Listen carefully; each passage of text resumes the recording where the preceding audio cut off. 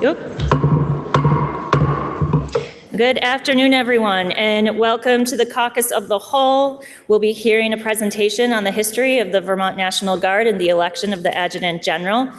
Presenting this afternoon will be Representatives Byrong and Hango, and I will turn it over to them. Thank you. Thank you, Madam Speaker. Thank you, members, for hanging out with us and being with us for this presentation. We're gonna go into a little bit of a light history, like an as to why we do this practice as a charge and duty of the General Assembly.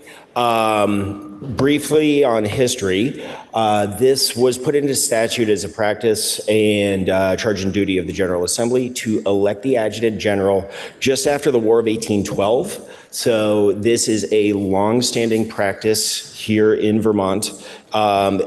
It wasn't always unique to us. Other states did have this practice up until just recently, the past few years. South Carolina also engaged in electing their Adjutant General with the same function and practice, but they, like all the other states and territories, have now shifted to a gubernatorial appointment. Now, with that, I just want to speak for this practice being unique and a positive outcome of that. The relationships that can develop through this with the National Guard, with the leadership of the Air Wing and the Army side, wouldn't necessarily be as open and functional, in my opinion, if we did not have this direct engagement in this practice with our Guard. So that's just a little history and some context with it. I think this is a very valuable tool for us for the relationship with that organization. So with that, like the speaker said, we do have some handouts if you want to follow along with paper copy. And we, of course, have the screens. So with that, we'll open up and get the presentation underway. So Vermont National Guard, the election of the Adjutant General. Next slide, please. The role of the General Assembly, it is to elect the Adjutant General biennially every 2 years. We as a General Assembly and Legislature receive an annual report on complaints of sexual assault and harassment within the National Guard. We also oversee the death benefits that would be payable should someone pass in the line of duty. And also we oversee the appropriations and state funding that supports the National Guard at the state level.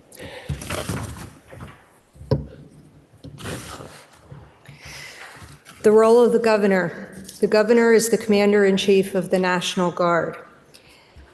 He has significant control over the organizational structure of the National Guard, approves the Adjutant General's appointment of high-level officers, ensures the National Guard conforms to federal regulations and any system of drill, discipline, administration, and instruction prescribed by the U.S. Armed Forces, and approves the creation and design of unique medals.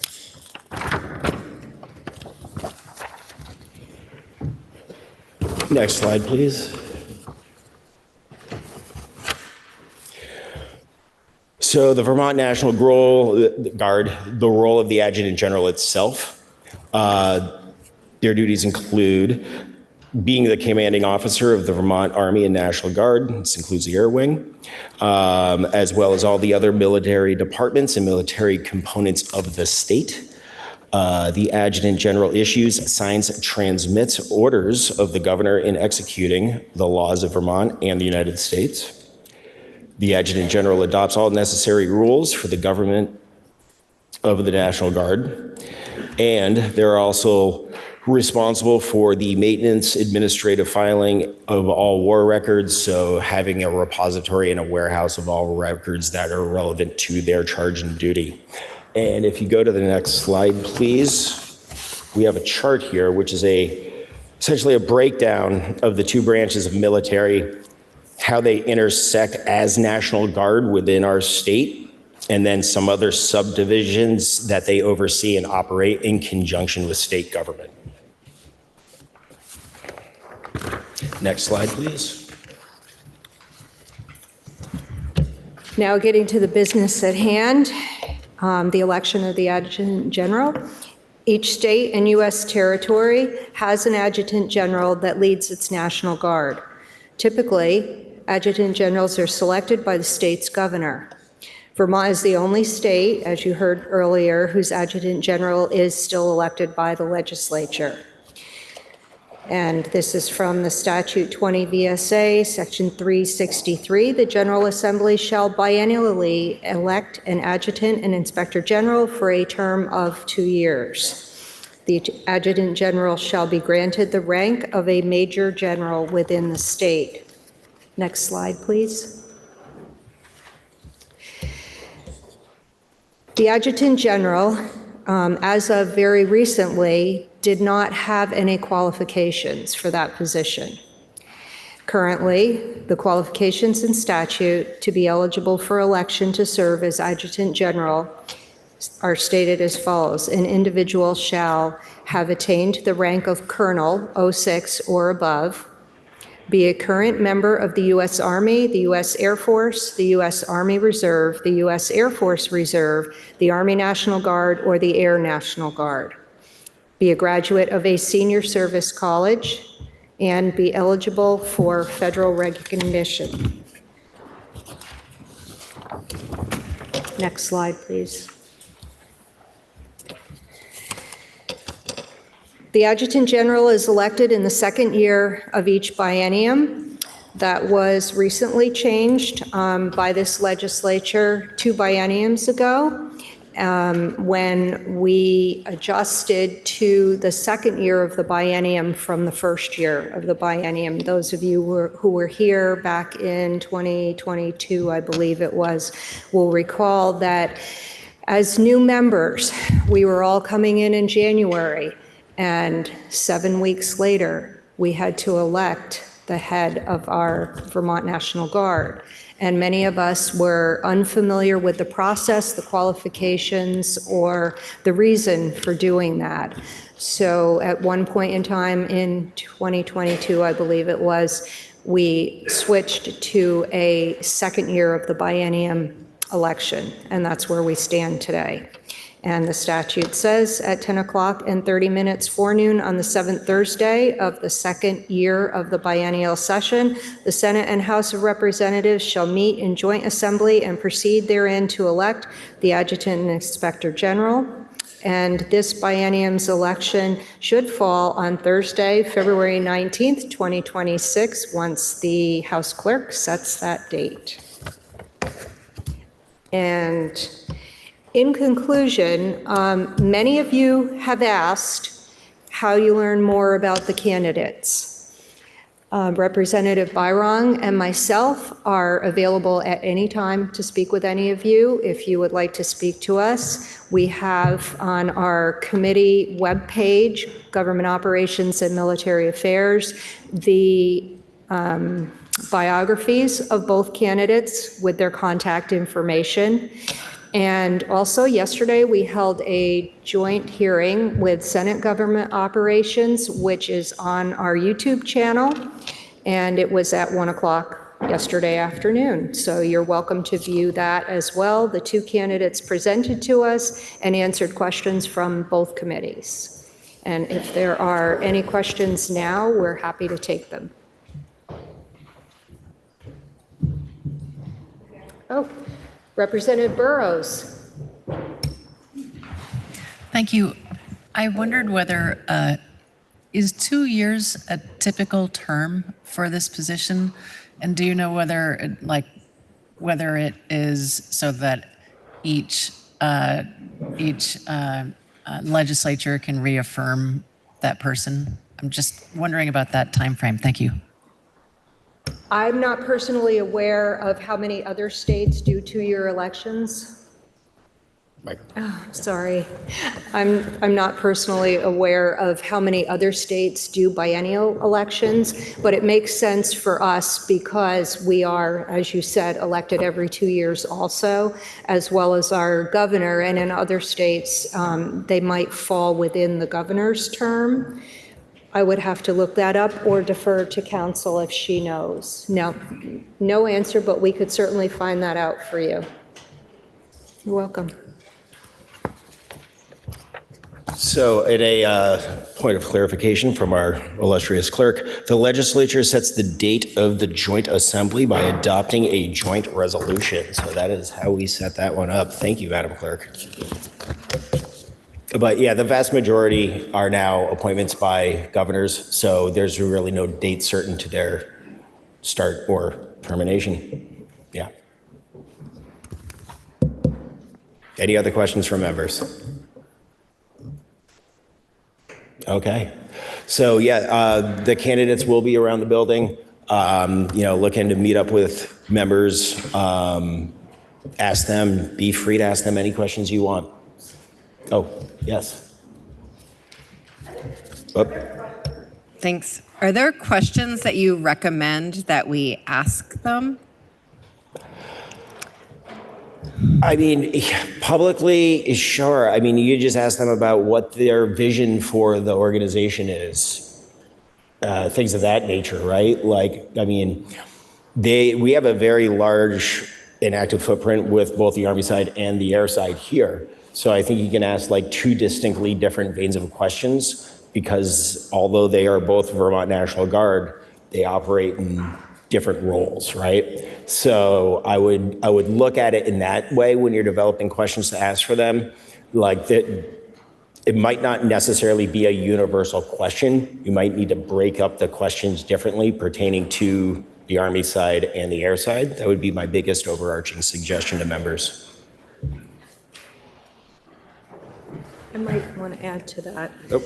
Also, if you're asking questions individually, you might want to think about some of the things your constituents are particularly interested in, things you heard from your constituents about, well, what does the Guard do in certain circumstances? So that might be helpful if people have approached you about questions about the Guard and you really didn't know the answer.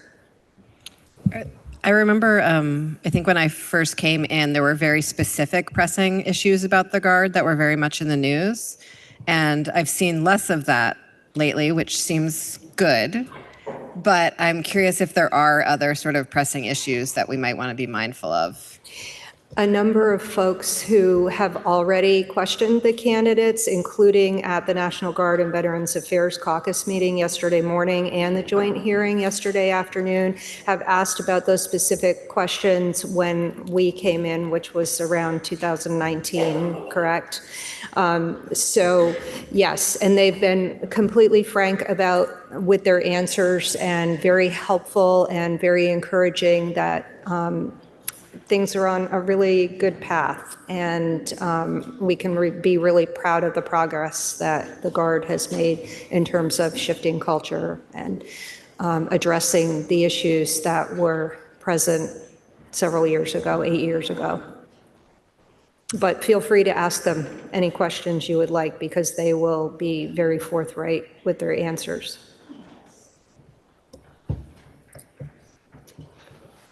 Representative Schy. Thanks. Did you already talk about the voting process? Are there going to be nominations? Is it like we do trustees? Are there nominations and it's a secret ballot? So Yes. And who does the nominations? Is it floor members? Anyway, could you just remind us what that works, how that is? Thanks.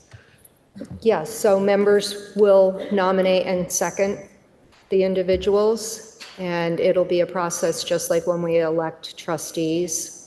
So it'll be a paper ballot, and I don't know what else you would like to know about that process.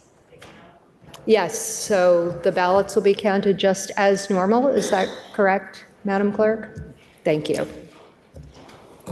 It's been a while since we've had a contested election, which we're really grateful to the Speaker for organizing this caucus of the whole, because many members have never been through this process before. And for me, it's all a blur because it was the week after I came into this building, so I don't really remember it well. Representative Lipsky? Yes, thank you, representatives. Is the adjutant general and the inspector general one and the same? Because we have not had other candidates for the inspector general. Yeah, that's correct, member. It is, it is an extension of the existing title. This adjutant general is just sort of shorthand for it. But yes, that is the total title and statute. Representative Kimball. Thank you. Is your committee, in its capacity for government operations, going to be making any kind of recommendation? Or do you anticipate a recommendation coming from the caucus, not the political caucus, but the one focused around that, as to a particular candidate? You can answer the committee question. Yeah, I'll speak to the committee of jurisdiction. Yes, no, we are not going to make a recommendation. What we did was we provided a venue yesterday for the candidates to come, make their case. We asked questions, but the committee is not moving forward with a recommendation, nor am I personally as the chair. This is open democracy within the chamber.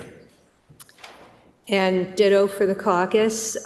We presented the forum for them to speak, and individual caucus members are welcome to make their own decisions. I, as a co-chair, and I'm not going to speak for my other two co-chairs, but I, as a co-chair, am not going to make a recommendation. I will say that we have two very qualified individuals who are candidates, and that is something that we're really grateful to have tightened up, modernized the statutes so that we do have qualified candidates to choose from.